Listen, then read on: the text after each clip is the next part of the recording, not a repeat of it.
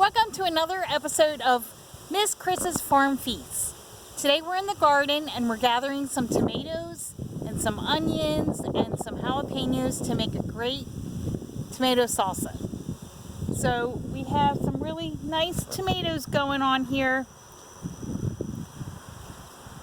Let's see what we can harvest here. I'm going to pick a nice one in here. There we go. That looks like a good one. And I already had picked some jalapenos. And we're going to go and harvest some onions. I already chopped a bunch of onions already. And so a lot of tomatoes and some jalapenos. But I wanted to prepare the video so that it's not going to be too long. I just want to show you how I prepare everything together to make this salsa. This is our onion patch. The onions didn't do that great, but they're still good. So let's go into the kitchen and make our salsa. I love salsa. I use it a lot in Mexican cuisines. I use it with chips, of course, and nachos, and all kinds of recipes, Mexicana style. Now I have to call my dog. Come on, Lily, come on. There she is. Okay. So, one of the things that's important for salsa is jalapenos. And when you buy jalapenos in the store, they're not that spicy. But when you gather them from the garden, you better watch out, because they are 100 times hotter than a jalapeno that you get in the store. So, I'm going to set you up here.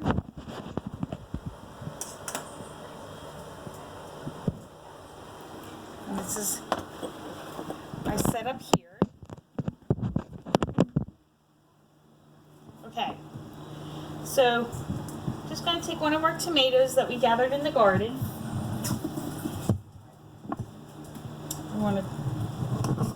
I like to just take the top off. Some people blanch their tomatoes before they make salsa so they don't have the skins in the salsa, but that is pretty time consuming, and I do that for when I make spaghetti sauce, but I don't normally do that when I make salsa. I like the fresh taste of the tomato. The skins kind of add that to it, and when it cooks down in the pot, it kind of disintegrates, so you don't really taste it in your salsa. So I just kind of cut it up.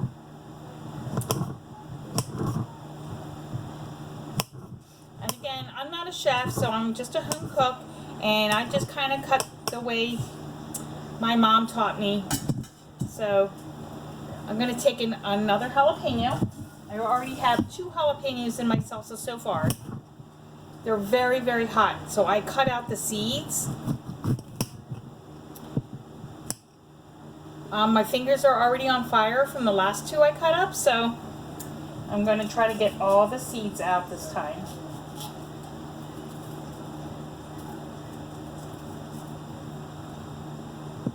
There we go. And then I just do a fine dice.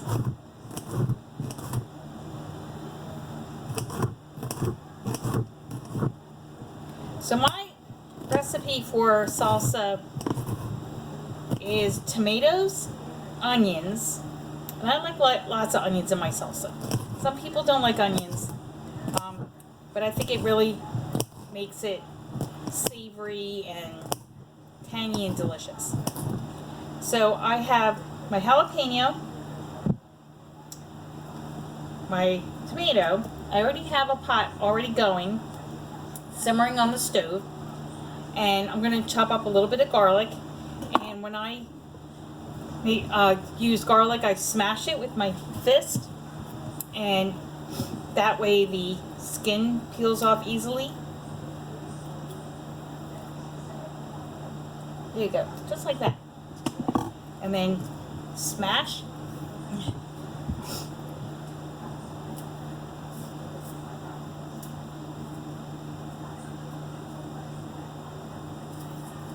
Just like that. And then you just a fine dice. You don't want big chunks of garlic in your salsa. I just like the bite that it gives to the salsa.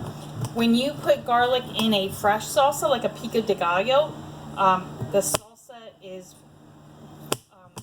very strong with the garlic, and it's more like a bruschetta. So I typically, when I make pico de gallo, which is a raw salsa that's not cooked, I do not put garlic in it.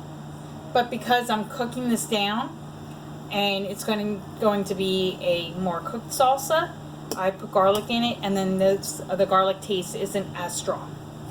So we have here garlic, the tomatoes, the jalapenos. I already chopped all the onions.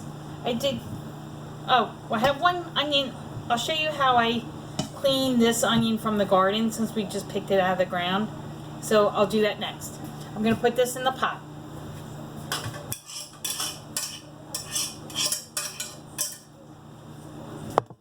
So when you pick an onion from the garden, it looks like this. It's kind of gross. It's full of dirt.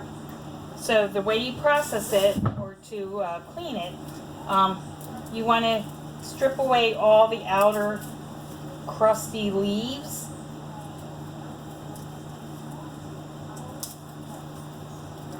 Just like this. Cut the stem off. You can harvest onions before they turn brown like this, and that just gives you nice scallions. You have the green tops. I've been harvesting them all spring and summer. They're great. Scallions are great for everything. For oriental dishes, for just putting a fresh pop into pastas and stir fries and things like that. So then you cut away all the brown outer layers and all the dirt, and then you wash it really, really well under cold water. And I cut it in half, and then I just chop it up. And these onions, this time of year, early August, they are so sweet. And it doesn't really matter. I've tried all kinds of onions in the past, like yellow onions, red onions, Stuttgarters, all kinds. And anything I grow is so sweet. Things that the onions that you get from the grocery store are usually a little bit older, so you have that more pungent smell, and that makes you cry. But I can smell this all day long and I'll never cry. It's so good. I'm going to put this in the pot.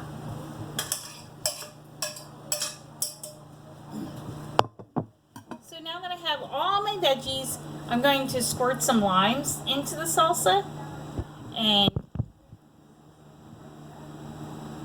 I have my jalapenos in there. I'm going to squeeze some limes. That'll give that fresh taste to it and some acidity that we need. So here we go. This is the pot.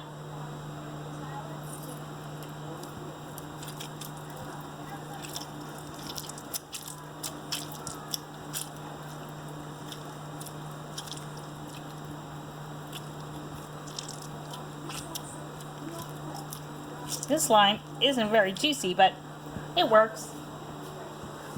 And then we just stir it, turn it on high to let it cook all together. So literally, this is just fresh tomatoes from the garden, onions from the garden, jalapenos from the garden, lime juice, and a little bit of vinegar. And you can add some fresh cilantro to that. You have to add a little salt. My son tasted it and he said it needed a little salt, so we did that. And you can add some other spices if you want, like cumin, chili pepper, chili powder, I mean.